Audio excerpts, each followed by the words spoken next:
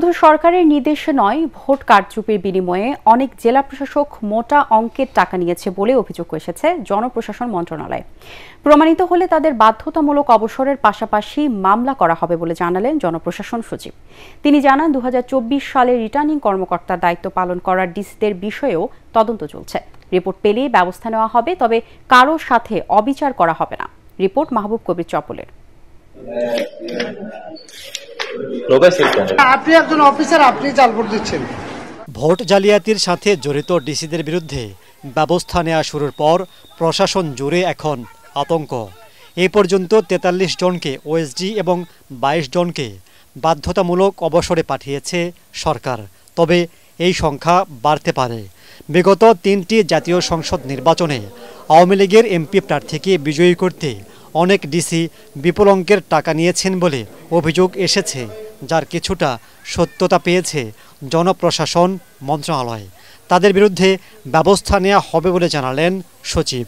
যাদের বিরুদ্ধে ব্যবস্থাগুলো নেওয়া হয়েছে, যেমন ওএসডি হয়েছে, বাধ্যতামূলক অবসর হয়েছে, আরেকটা বলা হয়েছে যারা এমন ধরনের হিনিয়াস অফেন্স করেছেন, ফাইন্যান্সিয়াল, আমাদের অনেক কলিগদের ব্যাপারে অনেক কথা বাজারে আছে, 4 কোটি 5 কোটি 20 কোটি এরকম আছে।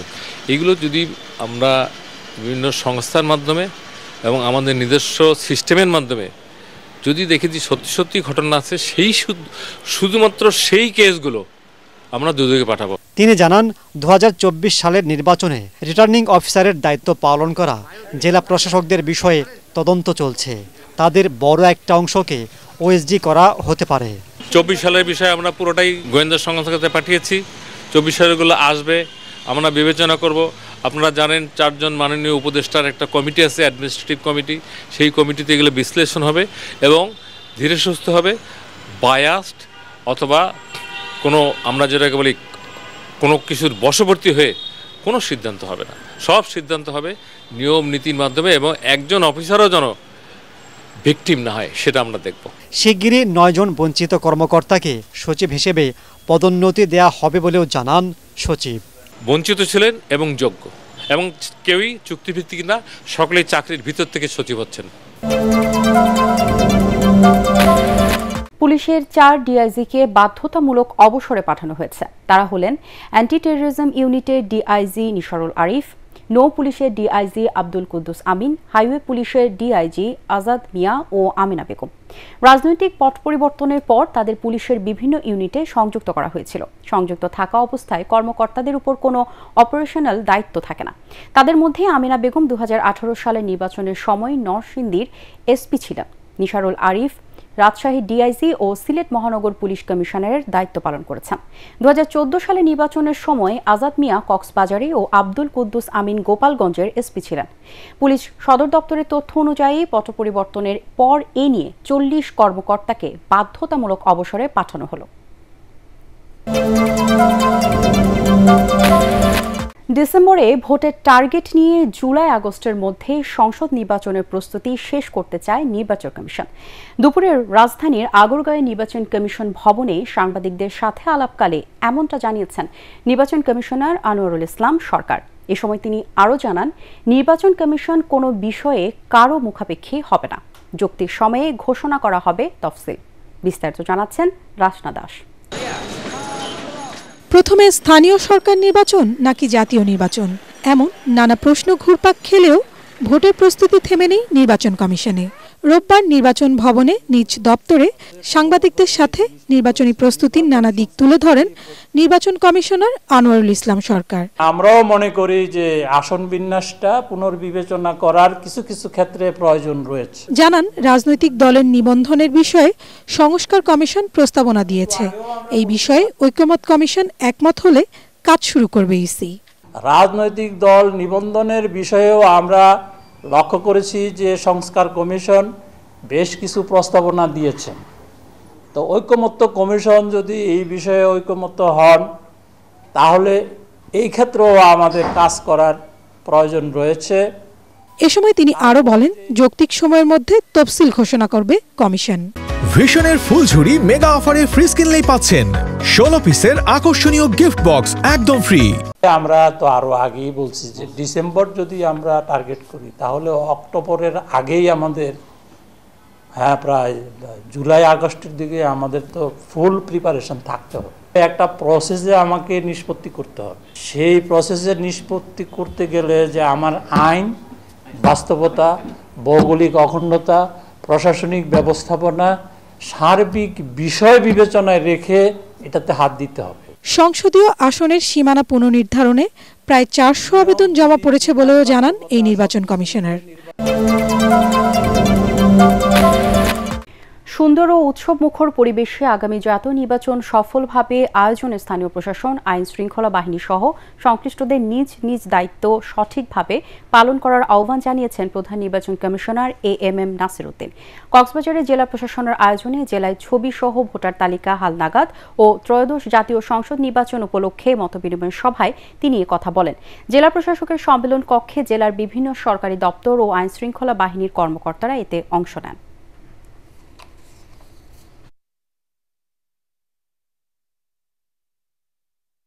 প্রধান উপদেষ্টার মহোদয়ের একটা ঘোষণা পেয়েছি।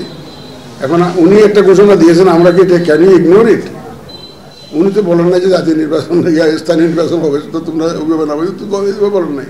জাতীয় নির্বাচন হওয়ার ডিসেম্বর হয়ে যাবে, আমরা সেইভাবে প্রস্তুতি নিচ্ছিলাম। আমাদের প্রস্তুতি আর যেই বিতর্কটা চলছে এই বিতর্কের মধ্যে আমরা কোনো পার্টি হতে চাই না। দেশবাসীর প্রত্যাশিত সংস্কারকে বাস্তব রূপ দিতে হলে জনগণের ভোটে নির্বাচিত সংসদের বিকল্প নেই বলে দাবি করেছেন বিএনপির ভারপ্রাপ্ত চেয়ারম্যান তারেক রহমান। ঢাকা বারে আইনজীবী সমাবেশে তিনি আরও বলেন, দেশে দ্রুত স্থিতিশীলতা ফিরিয়ে আনতে জাতীয় নির্বাচনের বিকল্প নেই। তারেক রহমান বলেন, অন্তর্বর্তী সরকারের অনেকের বক্তব্যে মনে হয় তারা মূল লক্ষ্য থেকে সরে গেছে, যা জনমনে নানা সংশয়ের জন্ম দিচ্ছে। মইনুল হাসানের রিপোর্ট। রাষ্ট্র সংস্কারে বিএনপি ঘোষিত 31 দফা প্রস্তাবনা নিয়ে কর্মশালার আয়োজন করে জাতীয়তাবাদী আইনজীবী ফোরাম ঢাকা বার ইউনিট। 31 দফা সংস্কার প্রস্তাবের নানা দিক নিয়ে আইনজীবীদের প্রশ্নের জবাব দেন বিএনপির সিনিয়র নেতারা। লন্ডন থেকে ভার্চুয়ালি যুক্ত হয়ে দলের ভারপ্রাপ্ত চেয়ারম্যান তারেক রহমান বলেন, পতিত স্বৈরাচার শেখ হাসিনা জোর করে ক্ষমতায় থাকতে বিচার বিভাগকে ব্যবহার করে বিচারের নামে জনগণের সাথে অবিচার করেছে। বাংলাদেশ জাতীয়তাবাদী দল সহ যে সকল রাজনৈতিক দল স্বৈরাচারের সময় মানুষের অধিকার আদায়ের আন্দোলনে সোচ্চার ছিল, মানুষের অধিকার, রাজনৈতিক অধিকার প্রতিষ্ঠার আন্দোলনে সোচ্চার ছিল, সেই সকল দলের নেতা বা কর্মীদের কি অবস্থা হয়েছে তার চাক্ষুষ প্রমাণ হচ্ছে না আপনারা। তারেক রহমান বলেন, 2023 সালে স্বৈরাচার শেখ হাসিনার রক্তচক্ষুকে উপেক্ষা করে বিএনপি সর্বপ্রথম দেশবাসীর সামনে 31 দফা সংস্কার প্রস্তাব দিয়েছিল। স্বচ্ছ এবং স্বাভাবিক নিরপেক্ষ নির্বাচনের মাধ্যমে যেই রায়টি হবে, সেই রায়ের মাধ্যমে সংসদ যেটাই হোক না কেন, সেই সংসদ একমাত্র সংস্কার প্রস্তাবকে বাস্তবে রূপ দিতে সক্ষম হবে। দেশে স্থিতিশীলতা ফেরাতে আবারও দ্রুত জাতীয় নির্বাচনের প্রয়োজনীয়তা তুলে ধরেন বিএনপির ভারপ্রাপ্ত চেয়ারম্যান। সরকারের বিভিন্ন ব্যক্তির বিভিন্ন কথাবার্তা থেকে আমাদের কাছে মনে হচ্ছে তারা, এবং বিভিন্ন ব্যক্তির আলোচনা থেকেও ফুটে উঠছে যে তারা সম্ভবত তাদের লক্ষ্য থেকে কিছুটা হলেও বিচ্যুত হচ্ছেন ক্ষেত্র বিশেষে। মানুষ বিভিন্নভাবে কনফিউজড হচ্ছে। অন্তর্বর্তীকালীন সরকারের মূল দায়িত্ব হচ্ছে সেটি, অর্থাৎ দেশের মানুষ যেই সিদ্ধান্ত নিতে চায় সেই সিদ্ধান্তের সাথে একমত পোষণ করা এবং দেশের মানুষকে তার সিদ্ধান্ত নিতে সহযোগিতা করা, সেই ব্যবস্থা করা। গেল 15 বছর আওয়ামী লীগ সব প্রতিষ্ঠান ধ্বংস করে দিয়েছে অভিযোগ করে তারেক রহমান বলেন, রাষ্ট্র পরিচালনার দায়িত্ব পেলে দেশ পুনর্গঠন করাই হবে বিএনপির প্রধান লক্ষ্য। বিভিন্ন স্থানে ধর্ষণ ও নারী নির্যাতনের প্রতিবাদ এবং নারী শিশুসহ সকল মানুষের নিরাপত্তা নিশ্চিতের দাবিতে রাজধানীতে বিক্ষোভ ও মানববন্ধন করেছেন শিক্ষার্থীরা। নারীদের নিরাপত্তা দিতে না পারলে অবিলম্বে স্বরাষ্ট্র উপদেষ্টার পদত্যাগের দাবি জানিয়েছেন তারা। শিক্ষার্থীদের দাবি, ধর্ষণের সর্বোচ্চ শাস্তি হতে হবে মৃত্যুদণ্ড। রিপোর্ট মাজারুল হক মুহাজিরের। ঢাকা রাজশাহী রুটে সম্প্রতি বাসে নারী যাত্রীদের ধর্ষণ সহ সারা দেশে এমন দু একটি ঘটনায় আতঙ্ক বিরাজ করছে জনমনে। নারীদের এমন অনিরাপদ অবস্থার অবসানে রাজধানীতে বিক্ষোভ ও মানববন্ধন করেছেন শিক্ষার্থীরা। এই নারী আমাদের মা, এই নারী আমাদের বোন। ইডেন কলেজের শিক্ষার্থীদের বিক্ষোভে উত্তাল তাদের ক্যাম্পাস। বেগম রোকেয়ার উত্তরসূরি হিসেবে এই ধর্ষণের বিরুদ্ধে দুর্গ গড়ে তোলার ডাক দেন তারা। সারা দেশে 24 ঘন্টায় 17টা ধর্ষণ এবং জানুয়ারি মাসে 205টা ধর্ষণ এবং নারী নির্যাতনের ঘটনা ঘটেছে। কলেজে আসি যাই ভার্সিটিতে তাকে আমরা ভয়ে থাকি যে আমরা কোন সময় কোনটা হয়ে যায়। আমাদের শরীর পুরুষের বিচরণ ক্ষেত্র না। আমি সমন্বয়কদের দৃষ্টি আকর্ষণ করছি, আপনারা যেভাবে 32 নম্বর ভাঙার ডাক দিয়েছেন সেভাবেই ধর্ষকদের হাত ভাঙুন, তাহলেই আমরা বুঝবো আপনারা রাষ্ট্রের সংস্কার করতে এসেছেন। তাইলে এই যে স্বরাষ্ট্র উপদেষ্টা, এই যে আইন উপদেষ্টারা বসে আছেন, তাহলে এই যে চেয়ারে বসার তো কোনো মানে নাই। এছাড়া তিতুমির কলেজ, ইউল্যাব, ব্র্যাক সহ বিভিন্ন প্রতিষ্ঠানের শিক্ষার্থীরা ধর্ষণের সর্বোচ্চ শাস্তি নিশ্চিতে বিক্ষোভ করেন। তাদের স্পষ্ট দাবি, ধর্ষণের সর্বোচ্চ শাস্তি হবে মৃত্যুদণ্ড। আমরা নিরাপত্তা চাই, আমাদের নিরাপত্তা ব্যবস্থা করতে হবে, আমরা যেন সেফ ভাবে বের হতে পারি, মনোবল নিয়ে বের হতে পারি যে আমাদের কিছু হবে না। এই ধর্ষণের এই টেন্ডেন্সিটা যেন বাড়তে আর না দেওয়া যায়, সেদিক দিয়ে সরকারকে, ইভেন আইন শৃঙ্খলা রক্ষাকারী বাহিনী সবাইকে একটু সচেতন হতে হবে। যারা এগুলো করছে শাস্তির আওতায় আনতে হবে, নাহলে তো আমরা মা বোন ঘর থেকে বের হতে পারবো না। ধর্ষণের সর্বোচ্চ শাস্তি যেন মৃত্যুদণ্ডই হয়, তাছাড়া আর কোনো কিছু না হয়। পাহাড় থেকে সমতল সব জায়গায় নারীদের নিরাপত্তা দিতে না পারলে সাধারণ জনগণ এই সরকারের থেকে বুক ফিরিয়ে নেবে বলেও সতর্ক করেন শিক্ষার্থীরা। এজন্যে প্রশাসনকে আরও কঠোর হওয়ার তাগিদ তাদের। সরকারের আশ্বাসে নিজেদের কর্মসূচি আপাতত স্থগিত করেছে খুলনা প্রকৌশল ও প্রযুক্তি বিশ্ববিদ্যালয় কুয়েটের শিক্ষার্থীরা। তবে যৌক্তিক সময়ের মধ্যে দাবি না মানলে আবারও আন্দোলনের হুঁশিয়ারি দিয়েছেন তারা। দুপুরে বিশ্ববিদ্যালয়ের ভিসি প্রভিসির অপসারণের দাবিতে প্রধান উপদেষ্টা বরাবর স্মারকলিপি দেন শিক্ষার্থীদের একটি প্রতিনিধি দল। পরে তারা জানান সরকারের মনোভাব ইতিবাচক, সেজন্যই আন্দোলন থেকে আপাতত সরে আসার সিদ্ধান্ত। রিপোর্ট করছেন আদ্দিন সজীব।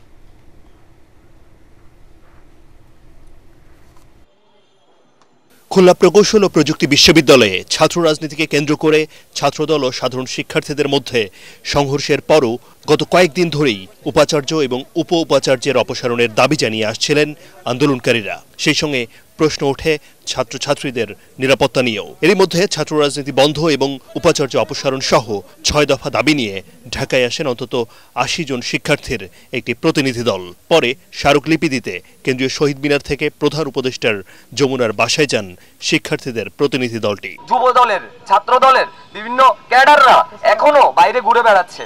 আমরা কিছু সন্ত্রাসীকে অস্ত্র হাতে সহ আমরা শনাক্ত করেছি এবং আমাদের দাবি হচ্ছে 4 জনকে গ্রেফতার করে আইওয়াশ করা যাবে না। আমাদের যারা হচ্ছে প্রধান সন্ত্রাসী এখনো বাইরে ঘুরে বেড়াচ্ছে, আমাদের ছেলে মেয়েদেরকে, আমাদের শিক্ষার্থীদেরকে নানাভাবে হুমকি ধামকি প্রদর্শন করছে। আমরা আজকে এইখানে আসার একমাত্র কারণ যে আমরা ক্যাম্পাসে নিরাপত্তা পাচ্ছি না।